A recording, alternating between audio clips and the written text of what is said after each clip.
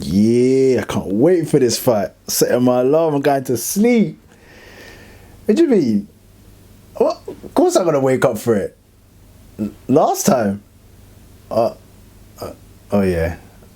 I was playing around with the snooze button and I missed the fight.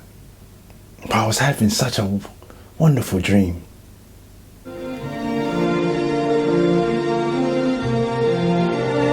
Good morning, Your Highness.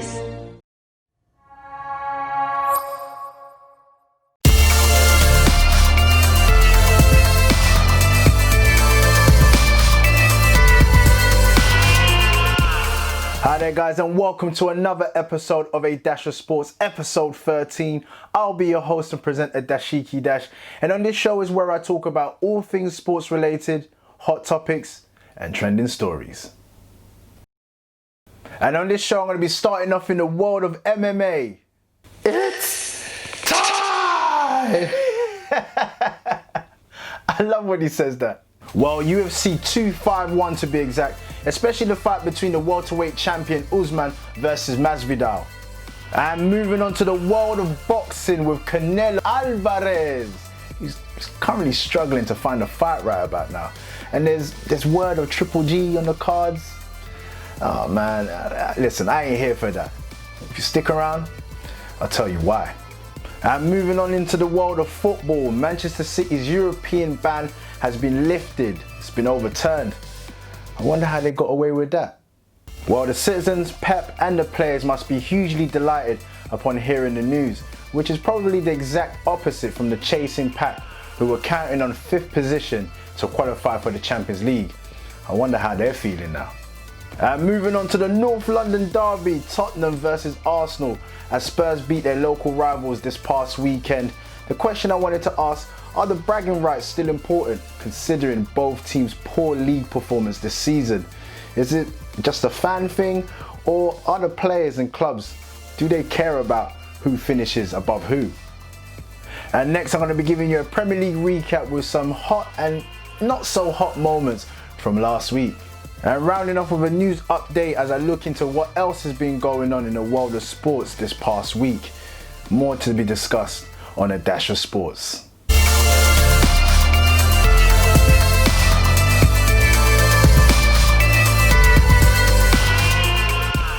UFC 251. Now listen, I was looking forward to this. Especially the main event between Kamaru Usman and Jorge Masvidal, or George Masvidal as Usman kept calling him. Now before I get into the main event itself, the whole fight card I was actually looking forward to it. Like, I set my alarm and everything. So I set my alarm, went to sleep, and then I woke up before my alarm went off. So then I was thinking, let me go back to sleep a little bit. Then my alarm went off, I snoozed it. That was the biggest mistake. snoozed it, and then eventually woke up, and then I was like, missed some fights. I ended up waking up for the Aldo and Yan fight, which was that was a really good fight as well. So I'm glad I didn't miss that one. For that fight, I woke up maybe like 30 seconds to the fight, reaching for my water, trying to drink it. Trying to keep up with the action. By now I must have backed my whole water bottle, and I must say it did help to keep me awake, not because it had anything in it or anything like that. It's just my toilet breaks. I kept going toilet and that woke me up, perked me up.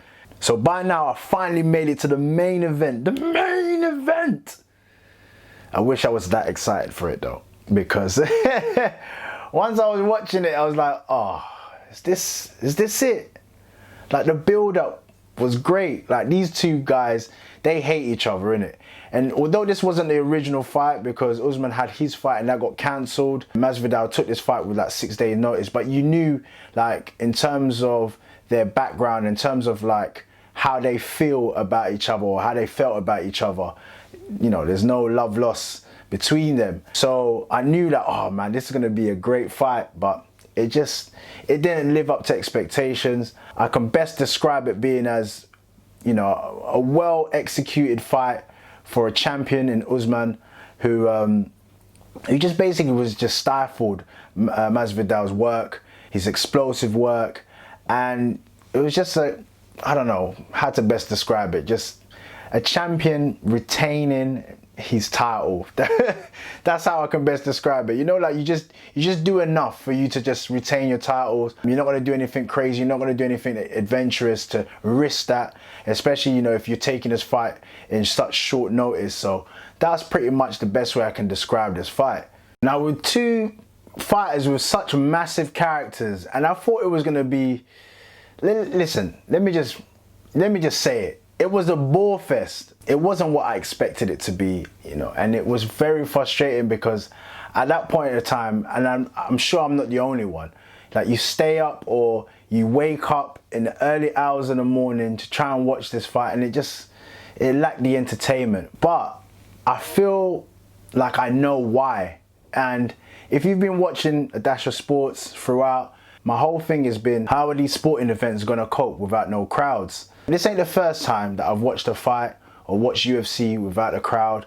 In fact, I've enjoyed many of fights, but this one where you're expecting so much, it lacked the energy, it lacked the excitement, and all of these things is what we want to see, especially during this period of time where sports is quite scarce, you know. So we've got the UFC up and running now, but we want to see exciting fights, and from two characters that should be giving us so much, yeah, it was just disappointing. But now when I think about it, there are reasons on why the fight didn't pan out the way it was meant to. And when you think about it, no crowd, as I've mentioned, but the fact that Masvidal took the fight with like 6-day notice, equally to Usman also taking a fight with 6-day notice. In fact, he had a previous fight that was cancelled, so you gotta think about it. You're preparing yourself for one fighter, and then that gets cancelled, and then with 6 days notice, you gotta fight someone new, you gotta change all your game plan. So I'm not surprised in how Usman took the fight and how he controlled the fight and ultimately how he won the fight. But let me know what you thought. Is it something, maybe it's just me personally, maybe it's just me, but did you lot enjoy the fight? Did you lot enjoy the main event? Put your comments down below. Let me know how you enjoyed UFC 251.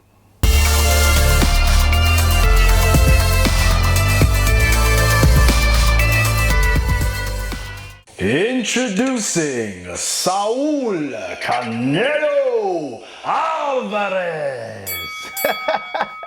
Making me sound like some Michael Buffer right there. I'm hearing that he's struggling to get a fight. Canelo Alvarez is struggling to get a fight. Now, since Billy Joe Saunders withdrew from their potential fight in September, I've been hearing like a few British fighters that have been pushed his way. You got fighters like Callum Smith, John Ryder.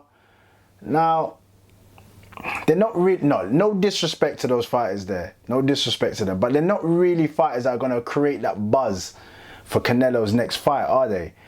Now, with that being said, the next name that I'm hearing is Triple G. We're waiting on DAZN to break the news. I'm hearing that it's close to being signed off. Now, a fight like that, the money's going to be there, innit? I'm hearing about 300 million for Canelo, 100 million for Triple G. But all in all, do we really want to see another fight? Father Time, man. Triple G's last fight against Devyashenko, he lost that fight. I'm going to pull it out there. He lost that fight. He looked aged. What's Triple G right now? Like, what, 38 years old? Come like near 40s. And it's not always about the age when it comes to boxing. It's not always about the age. What you need to look at is how many fights has a boxer had? How many punches to the head has the boxer received? How many amateur fights has a boxer had? That's a real age. That's a real boxer's age. And right about now, I think Triple G is really at the, you know, the old scale of a boxer. I just feel like timing wise, it's off. I feel like it's too late. Now, if they would have done it the way Tyson Fury and Wilder doing it, pretty much back to back, then, you know, you could be like, okay, I get it. But they've each had fights in between. And on one side, Canelo's looked good in his fight. And then on the other side, Triple G's not looked so great. But let me know, is anybody else up for this fight? Because for me personally, I get it. There's not many fights out there. There's not going to be many fights that are going to generate that type of money either. So it probably makes sense in that way, but it's not really a fight that I'm keen on. But let me know. Put your comments down below. and let me know.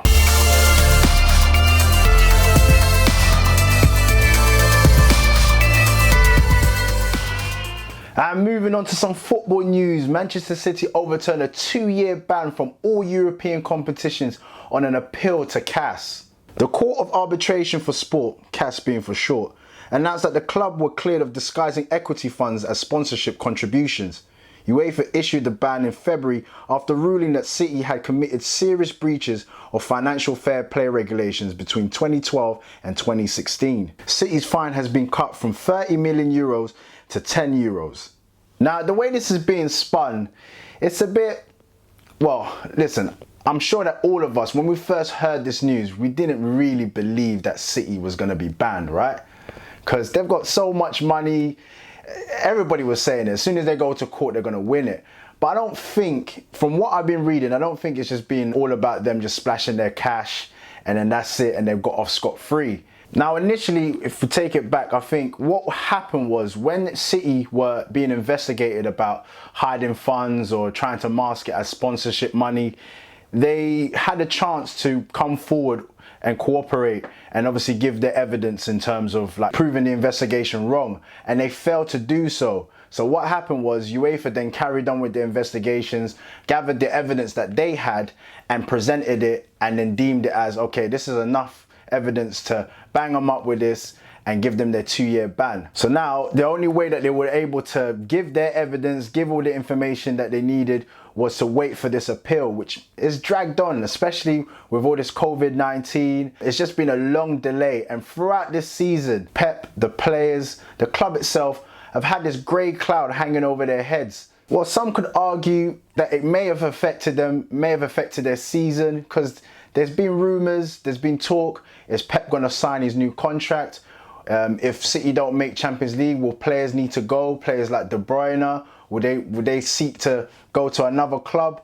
So there's been a lot of issues. Now, listen, there's still quality. They've still tried their best this season, but Liverpool have just been amazing, and you can't take nothing away from Liverpool, and you can only take for face value on how Man City have been throughout this season. Now, CAS will be writing a full written statement in the next few days, just explaining the ruling itself and also why they've overturned the ban. Now, I don't know what's fully going on, but from what I'm reading, Man City have been able to provide all the information, evidence to prove that they're not guilty of any breaches or anything like that, but yet they're still being fined. Well, it's from 30 million to about 10 million now. So what are they being fined for? Have they broken any rules or not? Now, this ain't the first time that they've had to pay out a fine for kind of bending FFP rules. Allegedly, in 2014, they were fined for about 49 million for breaching rules and regulations, FFP rules and regulations. So, I don't know. It's just all a bunch of smoke and mirrors right now. And, you know, my thing is this. If they've breached rules, regulations, whatever's been in place to kind of regulate FFP, financial fair play, and if you break the rules, then you should be punished for it. Now, I was listening to Talk Sports, and Danny Murphy was talking about how it's a relief for Man City that they shouldn't be banned from European competitions.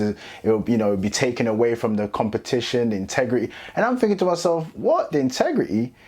If there's rules in place and you break the rules, then you should be punished, regardless of who you are, whether you're Barcelona, PSG, doesn't matter if you're a name brand team, just because you want to add to the competition. If you break the rules, you break the rules, right?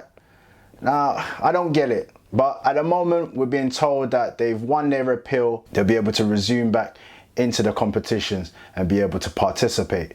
But let me know what you think. Do you think Man City dodged a bullet here? Because it just seems like, listen, they've got a lot of money, so it's easy for them to go to court and win this appeal. Or is it just genuinely they had the evidence, they had all the information that they needed to provide, and they got away with it? Let me know, man. Put your comments down below and let me know. So now the CAS ruling means that City, who are guaranteed to finish second in the Premier League, will be eligible to play in the Champions League next season. Now, what does that mean for the chasing pack, who had their hearts set on the 5th position? The likes of Chelsea, Leicester, Man United, they were all hoping for that 5th spot to help them qualify for the Champions League. So effectively what we're saying, 3 teams shooting for 2 positions? Maybe even 4 teams. If you count Wolves in there as well, they might be able to, I don't know, I doubt Wolves will do it. But yeah, it's going to be tough. It's going to be real tough. I've asked this question in previous shows before, but who do you think is going to finish in those last two positions? It's going to be tough now knowing that the 5th place is not going to be able to help them. So who do you reckon's got it? Chelsea, United, Leicester? Let me know, man. Put your comments below.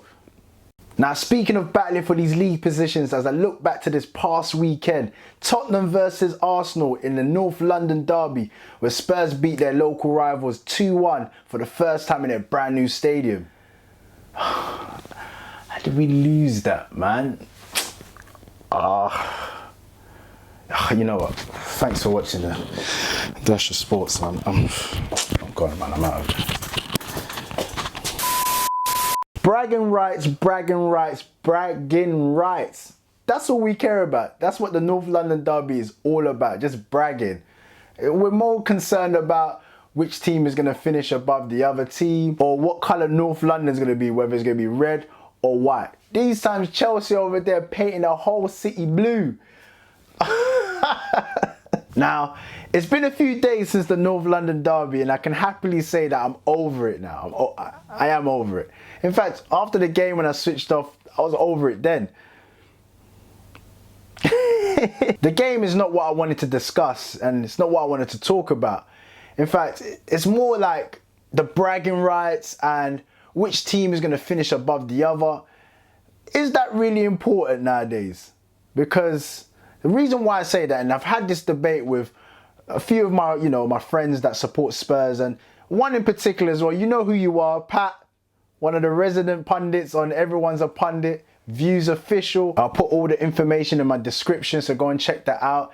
If you're into like real good football content, fans' views, punditry, go over to Views Official, Everyone's a Pundit, and check out their show. Now, hear me out for a second. Like, I've been saying this for years about what it actually really means, bragging about being better than your local rival, North London, painting it red, white, whatever it is. Like, Mourinho said it best, it is more of a fans thing.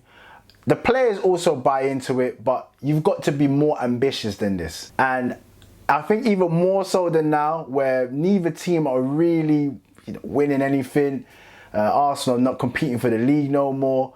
No, you're not really getting trophies. Spurs, trophyless. So all we're left with is just bragging about who's better. Oh, we're going to finish above you, or you're not going to finish above us. Like, I honestly do not look at the league table or the fixtures at the beginning of the season more so and be like, okay, these are the games. Oh, we're going to finish above Spurs. I get it. If we beat Spurs, Spurs beats us. The game in itself are really good games. I've always said that I feel like we've probably got the best derby in the league. When we get, for example, Arsenal, we win a game and then we're probably 1 point ahead of Spurs, and then we're like, oh yeah, we're ahead of Spurs, and you're getting happy. And it happens vice versa as well. You get Spurs fans that get happy just because, like, what is going on? We should be caring now. When I say we, I'm talking about Arsenal, should be caring about trying to get to league titles, trying to get trophies. We've seen in the past with like Spurs qualifying for the Champions League with a point to spare, and Arsenal also did it one time. I think they got a point at Newcastle, they beat Newcastle and they qualified with a point to spare as well. During those moments there, then you can brag because you've achieved something. You've qualified for the Champions League, or you've won a cup, or you've won a trophy, or you won a league. Yes, let's brag about those things. And the narrative also is carried out through into the media. Like, if you check it out properly, you're always hearing them, oh, this is the point that could push Spurs above Arsenal, or Arsenal, if they win this game, they can finally finish ahead. Who cares about that? There's just excitement, just hype, and much to do about nothing really, because at the moment, unless we're competing for titles or generally competing for, European places, then I don't care about no bragging rights. We could have beaten Spurs over the weekend. It would have made no difference to my season, and I wouldn't have been sitting there thinking to myself, oh yes, the trophy is winning against Spurs. No, I'm surely I'm not the only one that thinks like this. If you're an Arsenal fan or you're a Spurs fan, put your comments below and let me know, how do you feel about this local rivalry, especially in this day and age where both teams are not really doing much, but all we've got left is about bragging who's better in North London.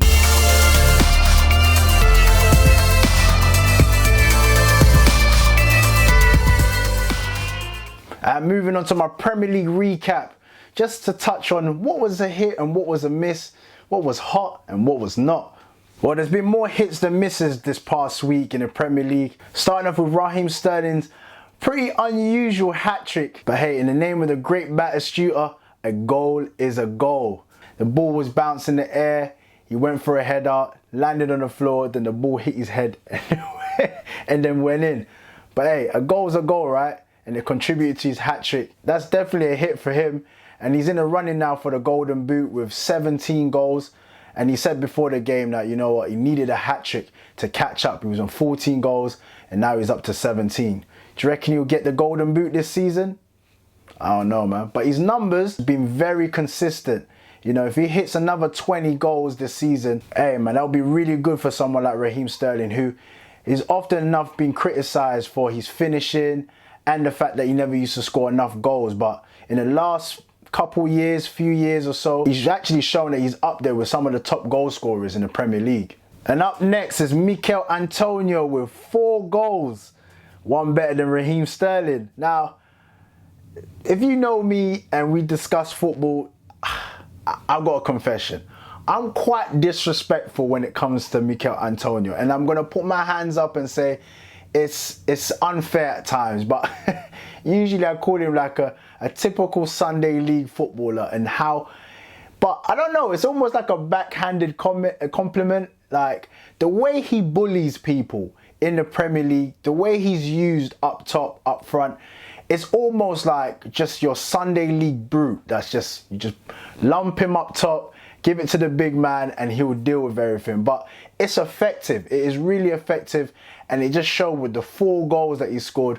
It was just a pure display of utter bullying. But hey, man, well done, Mikel Antonio. And yeah, man, well deserved, man, with your 4 goals. And that's definitely a hit for this week. And the next hit for last week is, it's that guy Welbs. Hey, man, he served us okay. He served Arsenal okay, man. I can't even front, man. He scored some goals in his time, but none like the one that he scored for Watford, the overhead kick. Now, it's probably not the cleanest overhead kick that you've ever seen. It's a bit, I don't know, man, some old school bicycle. with some rusty chains. But listen, man, no, it was a good goal. It was a good goal, and probably one of his best, all-time best of his career so far in the Premier League. So, hey, man, I got to give it up to him, man. Danny Welbeck, overhead kick. Another hit from last week is Bournemouth. After being pumped like 5-2s and 4-1s, finally got their own back against Leicester, 4-1. Now, when I was watching the scores, I was thinking, oh, here we go again. Vardy scored his 23rd goal this season. And I'm thinking to myself, man, this guy's probably going to end up getting a hat-trick during this game, because up until now, man, Bournemouth are being pumped. I checked the scores afterwards, 4-1. So, hey, man, I've got to give it up for Bournemouth, because it's been a rough time for Eddie Howe. It's been a rough time for the Bournemouth players. Before the lockdown period and after the lockdown, they haven't been great. And you can just see by the league tables at the moment. And those 3 points against Leicester, hey, man, it's going to do them well. And Leicester dropping more points. Like I said, if you watched the last episode of A Dash of Sports, I did say I see Leicester dropping down to at least 5th position. So we're going to see. We're going to see. Now, this one's going to be a hit and a miss, and unfortunately we're still dealing with issues in regards to race and racism and racial abuse.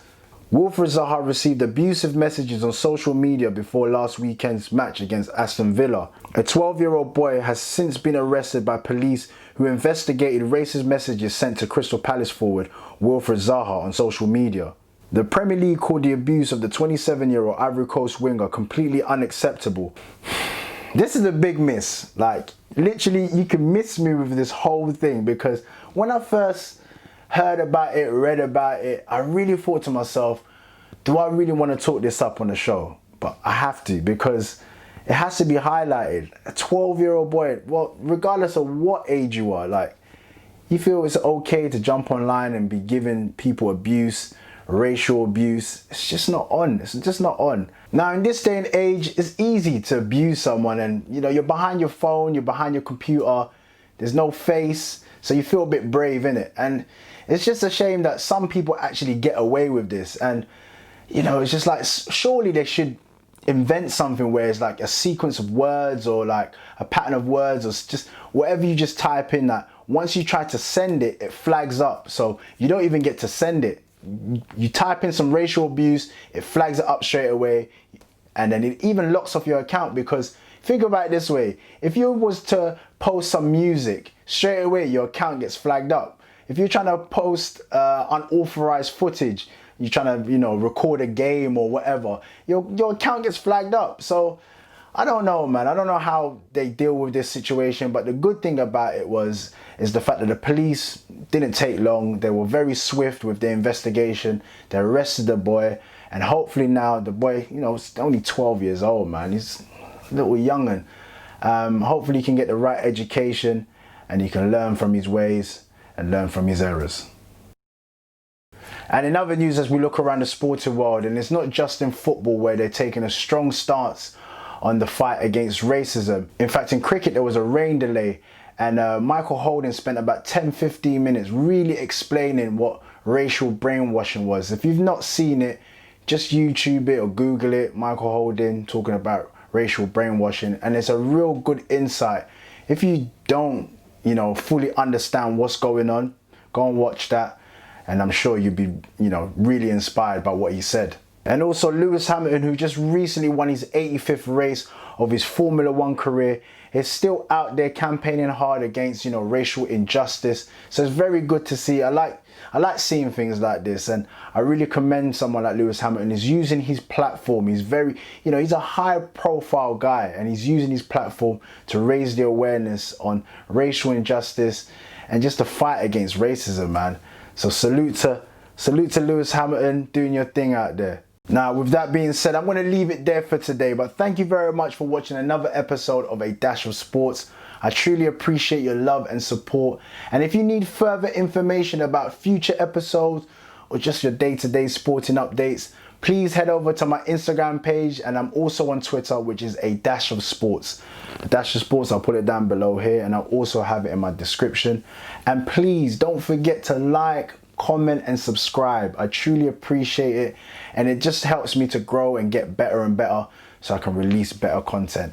With that being said, until the next time, peace.